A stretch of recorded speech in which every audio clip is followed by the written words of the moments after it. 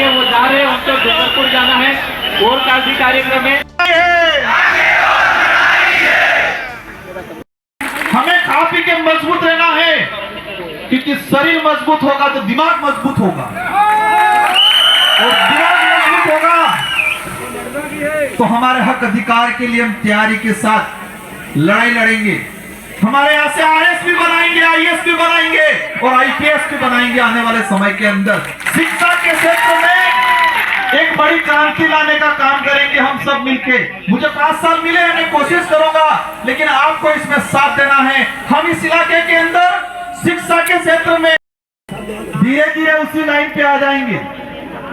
मैं इस वक्त पे नंदलाल जी मीणा को धन्यवाद देना चाहूंगा। टीएडी के मंत्री थे प्रतापगढ़ वाले, 2016 में खुला बोला था बिल प्रदेश बनना चाहिए, लेकिन आज पर्ची मंत्री बने हुए हैं टीएडी की। उनको पर्ची पकड़ाई जाती है, कब कौन सी पर्ची पकड़ाई जाए और कब क्या बोलते हैं उनको नहीं पता। हमें उनसे नहीं लड़ना है, उनकी आदतों से लड़ना है, उनके विचारों से लड़ना है। हम सब मिलके, मैं इस मंच के माध्यम से मेरे युवा साथियों को कहना चाहूंगा, नशे पत्ते से दूर रहना है। हमारा लक्ष्य है कि हमको और आने वाली पीढ़ी को सुरक्षित रखना है, मजबूत रखना है, तो नशे पत्ते से दूर रखना है। हमारे भाई भी जेल में गए, मैंने कहा उनको, देखो इतिहास उठा के देखो, आजादी से पहले कौन जेल में गया? जिन्होंने अंग्रेजों के खिलाफ लड़ाई लड़ी थी, गलत नीतियों के खिलाफ लड़ाई लड़ी थी। आने वाले समय में आपको भी, आने वाली पीढ़ी विचार करेगी कि इस प्रोजेक्ट के पक्ष में कितने थे, इसके विरोध में कितने थे। आपका सबका आने वाली पीढ़ी परीक्षा करेगी, समझेगी कि हकीकत क्या है। साथियों, बिल प्रदेश की लड़ाई को बुलंद करना है। कुछ लोग कहते हैं कैसे बनेगा बिल प्रदेश? हम कहते हैं गोविंद गुरु महाराज, मालसी महाराज, मामा बालेश्वर के आंदोलन में ताकत है, उनके विचारों में ताकत है। उनके विचारों को हम आगे बढ़ाएंगे और अवश्य बिल प्रदेश बनेगा एक न एक दिन, आप चिंता मत करो। साउंड आवे, इनो से ताल आवे, एक कड़ा डीजे में ताल, इसलिए हम सभी मिलके, साथियों डूंगरपुर वाले फोन पे फोन कर रहे हैं, कह रहे हैं कि हमने भी दिया है वोट थोड़ा। मैंने कहा बांसवाड़ा वालों की पहली जिम्मेदारी है, उनका पहला हक बनता है। मैंने कहा बांसवाड़ा पहले जाएंगे, सेकंड नंबर डूंगरपुर आएंगे। इसलिए वो इंतजार कर रहे हैं, इसलिए मुझे निकलना है। लेकिन एक बात कह के जाना चाहूंगा, किसी के बहकावे में मत आना। हमारा विवेक से हमें लड़ाई लड़नी है। और जो विस्थापन हो रहा है, मैंने सारी डिटेल निकाली है कि उस देश के अंदर आदिवासियों का कितना विस्थापन हुआ। कई प्रोजेक्ट के माध्यम से, जैसे हमारे यहाँ पावर प्लांट दानपुर वाला, टाइगर प्रोजेक्ट, सोने की खदान, इस तरह के कई प्रोजेक्ट के माध्यम से पिछले 5 साल के अंदर 4.5 लाख आदिवासियों को विस्थापित किया गया इस देश के अंदर। ये गवर्नमेंट दे रही है रिकॉर्ड में।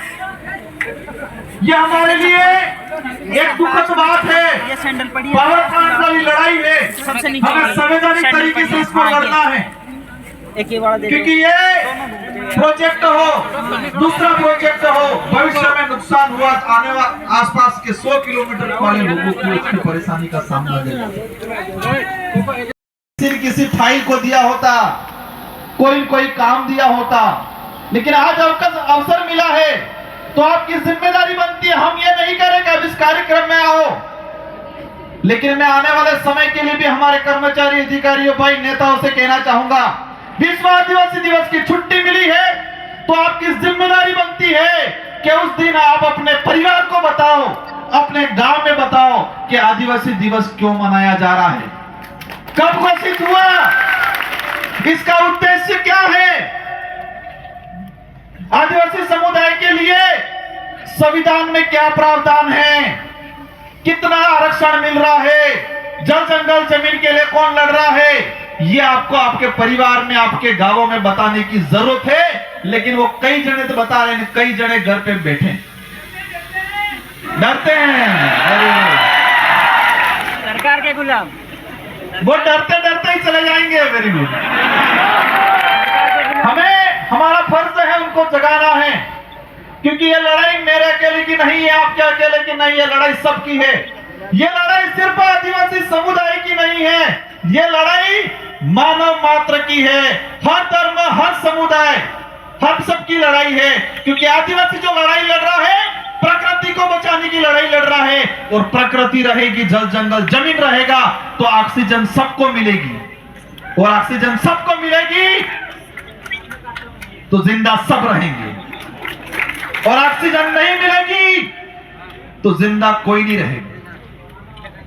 इसलिए हम सबकी जिम्मेदारी है। इस मंच से हमारे पूर्व सबसे पहले यहाँ विधायक थे, उनकी जो पोतिया आई है, उनको धन्यवाद देना चाहूंगा। हमारे बीच में किसान आंदोलन के नेता भाई साहब प्रोफेसर साहब को नमन करना चाहूंगा। हमारे अतुल जी मीणा आए हैं, सारे जो मंच में विराजमान है उनको धन्यवाद देना चाहूंगा।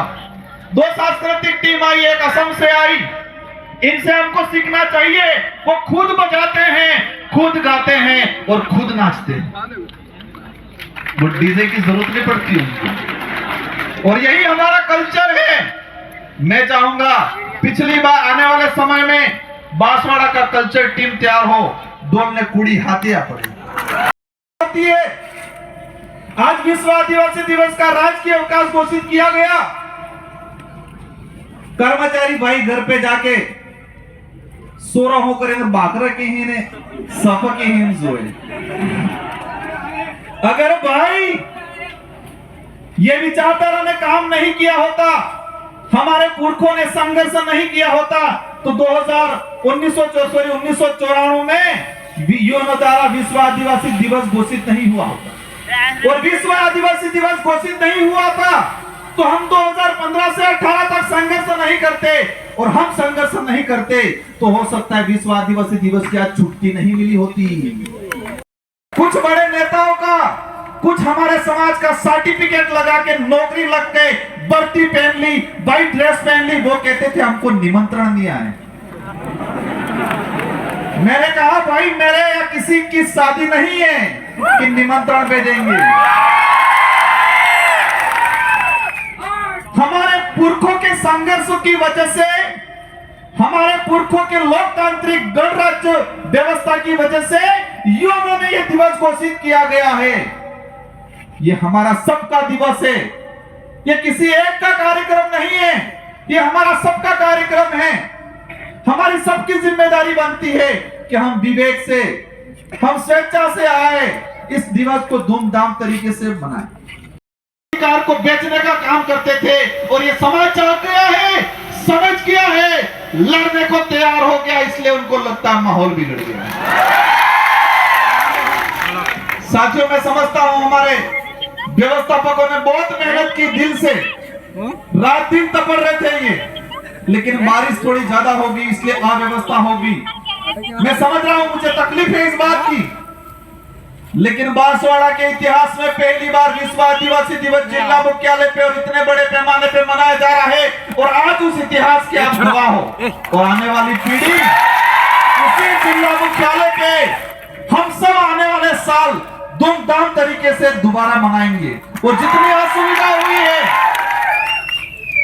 असुविधा हुई है, इन असुविधाओं को दूर करने का काम करेंगे आने वाले समय में।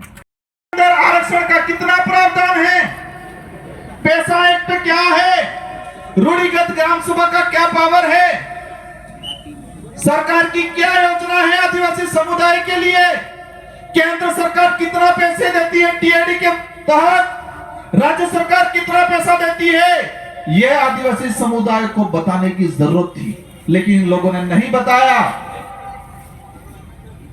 आज तक नहीं बताया। और आज भी दुख की बात है, राजस्थान के अंदर सरकार है भाजपा की, मुख्यमंत्री है, हमारे टीएडी मंत्री बनाए हैं। हमें पता है हमारे एक विधायक की डेथ हुई सरोवर की, हम भी शोक व्यक्त करते हैं, हमें भी तकलीफ है, लेकिन ये यूएन द्वारा राजकीय अवकाश घोषित किया गया था, तो इनकी जिम्मेदारी बनती थी कि आदिवासियों के बीच में आए, आदिवासियों की समस्या जानते, आदिवासी कितना विस्थापित हो रहा है, राजस्थान में संविधान के आधार पर कितना आरक्षण होना चाहिए, कितना मिल रहा है, संवैधानिक जानकारी देने की जरूरत थी, आदिवासियों की समस्या सुनने की जरूरत थी आज के दिन। लेकिन आज वर्तमान में जो सरकार में बैठे हैं, एक भी मंत्री समिति कहीं पर भी विश्व आदिवासी दिवस नहीं मना रहा और बात करते हैं कि हम आदिवासियों का भला चाहते हैं। कुछ लोग कहते हैं इस इलाके में माहौल बिगड़ गया है, सुना होगा आपने, क्या कहते हैं, इस इलाके में माहौल बिगड़ गया है। मैं कहता हूं बिल्कुल तुम्हारा जो लूटने का तरीका था वो बिगड़ गया, इसको लेकिन फिर भी तकलीफ है हमें। 1994 से घोषित था, 1995 से लगा के जो सरकार थी उसकी जिम्मेदारी बनती थी कि आदिवासी दिवस मनाए। आदिवासी दिवस के तहत सरकार स्वयं जाए, नेता जाए, मुख्यमंत्री जाए, प्रशासन, कलेक्टर, एसपी जाए और आदिवासी दिवस मनाना चाहिए था उनको। और उस दिन आदिवासियों के संवैधानिक अधिकार की जानकारी देनी चाहिए थी उन लोगों को। से राजनीतिक बात नहीं करना चाहता, लेकिन कुछ लोग कहते हैं कि क्या किया, हमने ये काम किया कि आज आप भी विश्व आदिवासी दिवस की छुट्टी लेके घर पे बैठे हो। अगर ये विचारधारा नहीं आती तो आज भी हमारे लोगों को, ये दूसरे पार्टी के लोग विश्व आदिवासी दिवस की जानकारी नहीं देते और कभी नहीं मनाते। ये हमारी उपलब्धि है और उसी बदौलत, इसी वजह से मध्य प्रदेश के, छत्तीसगढ़ के, झारखंड के, महाराष्ट्र के लोगों ने भी सरकार से मांग की और राजस्थान में शुरुआत हुई और सभी जगह विश्व आदिवासी दिवस का राजकीय अवकाश घोषित हुआ गया। हमारे इलाके में महाजी महाराज ने, गोविंद गुरु महाराज ने, महाबालेश्वर ने इस समाज को जागृत नहीं किया होता तो हम यूनो द्वारा जो घोषित किया है दिवस, उसके बारे में नहीं पता चलता हम लोग। और 2018 के अंदर 84 की जनता ने मुझे जिता के भेजा, सागवाड़ा की जनता ने हमारे राम प्रसाद जी को भेजा और हम लोग जीत के गए विधानसभा के अंदर। 2019 में हमने अशोक गहलोत जी को कहा कि अगर आप आदिवासी हितैषी हो,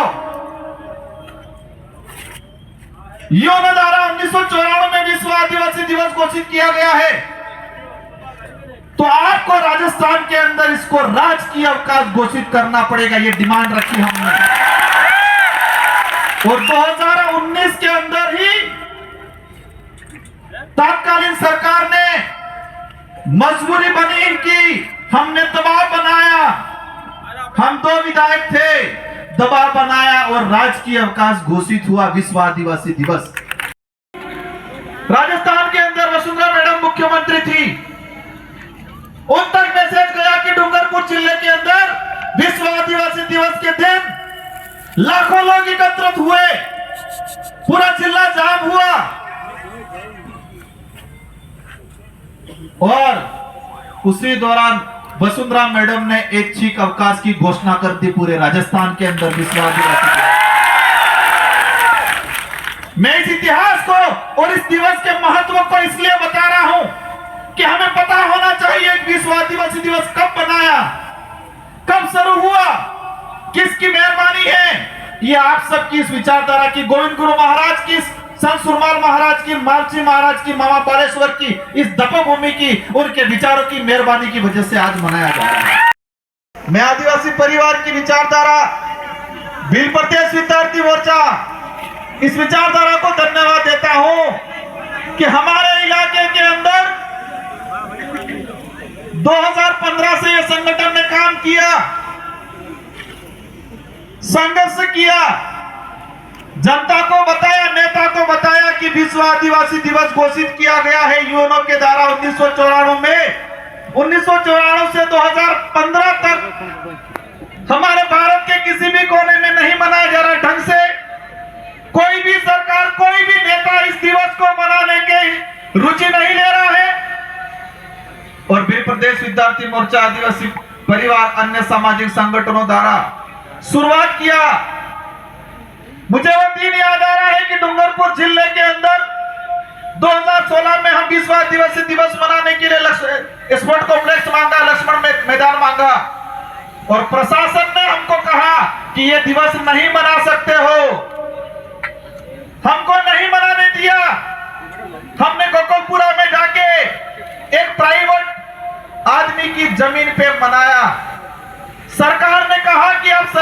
किसी भी जमीन पे, किसी भी ग्राउंड में, किसी भी कार्यालय में विश्व आदिवासी नहीं मना सकते हो। 2015 की बात है, 2016 में हमने छोटे पैमाने पे मनाया और उस कार्य को जो आज बरकरार है, इस विचारधारा को धन्यवाद देना चाहूंगा। उस विचारधारा की वजह से 2018 के अंदर डूंगरपुर जिले के अंदर इस विचारधारा ने ऐसा काम किया कि पूरा डूंगरपुर जाम हो गया। 2 से 3 लाख लोग आदिवासी समुदाय 9 अगस्त के दिन इकट्ठे हुए। दिवस की घोषणा की 1994 के अंदर यूएनओ ने। यह एक महत्वपूर्ण दिवस है। हमारे जितने जो त्योहार है, होली है, दिवाली है, रक्षाबंधन है, कोई भी त्योहार है, इन सारे त्योहारों से सबसे बड़ा त्योहार यह विश्व आदिवासी दिवस है। विश्व आदिवासी दिवस का संयुक्त राष्ट्र संघ द्वारा, यूएनओ द्वारा विश्व आदिवासी दिवस घोषित किया गया और उसी के उपलक्ष्य में आज हम विश्व आदिवासी दिवस 2024 के अंदर मना रहे हैं। एक ये सोचने वाली बात है, विश्व आदिवासी दिवस क्यों घोषित हुआ, किस लिए घोषित हुआ, इसका उद्देश्य क्या था। विश्व आदिवासी दिवस इसलिए घोषित किया गया कि पूरे विश्व के अंदर किसी भी देश में हो, श्रीलंका में हो, अफ्रीका में हो, जापान में हो, भारत में हो, आदिवासी समुदाय के साथ, जल जंगल जमीन के साथ, आदिवासी समुदाय की संस्कृति, आदिवासी समुदाय की धर्म परंपरा, रीति रिवाज, इनको कहीं न कहीं खत्म किया जा रहा था। इनके साथ अन्याय हो रहा था, इनके साथ छुआछूत हो रहा था, भेदभाव हो रहा था। तो यूएनओ ने विचार किया। यूएनओ के अंदर कई देश के प्रतिनिधित्व सम्मिलित होते हैं। इन्होंने विचार किया कि मानव जीवन को बचाना है तो जल जंगल जमीन को बचाना पड़ेगा, और जल जंगल जमीन को बचाना है तो आदिवासी समुदाय को बचाना पड़ेगा। ये निर्णय किया था। जरूर हुई है, लेकिन अव्यवस्था से ही हम आगे बढ़ेंगे। हम एसी कूलर में फर्स्ट क्लास रहने वाले नहीं। परेशानी तकलीफें सहेंगे, संघर्ष करेंगे तो हम आगे बढ़ेंगे। इन्हीं शब्दों के साथ